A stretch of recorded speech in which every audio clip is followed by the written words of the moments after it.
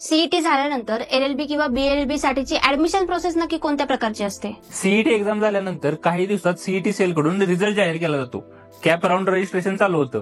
Cap म्हणजे सेंटरलाइज admission process. यासाठी CET सेलच्या वेबसाईटवर जाऊन तुम्हाला एक ऑनलाईन फॉर्म भरावा लागतो. तुमचं प्रोफाईल व्हेरिफिकेशन पूर्ण झाल्यावर सीईटी सेल कडून एक प्रोव्हिजनल मेरिट लिस्ट जारी केली जाते, ज्यामध्ये तुमचा क्रमांक, सीईटी मार्क्स, कॅटेगरी इत्यादी माहिती दिली जाते. त्यानंतर काही दिवसात फायनल मेरिट लिस्ट जाहीर होते. ज्या विद्यार्थ्यांचं प्रोफाईल व्हेरिफिकेशन पूर्ण झालं नसेल किंवा इलिजिबिलिटी क्रायटेरिया पूर्ण नसेल त्यांची नावे या यादीत येत नाहीत.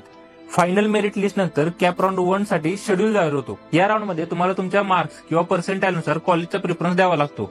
मिळालेलं कॉलेज जर आवडलं तर सिस्टीम मध्ये लॉग इन करून फ्रीज करून ऍडमिशन कन्फर्म करता येतं. जर अजून चांगलं कॉलेज मिळू शकतं असं वाटत असेल तर फ्लोट हा पर्याय निवडून राऊंड 1 चं अलॉटमेंट होल्डवर ठेवता येतं.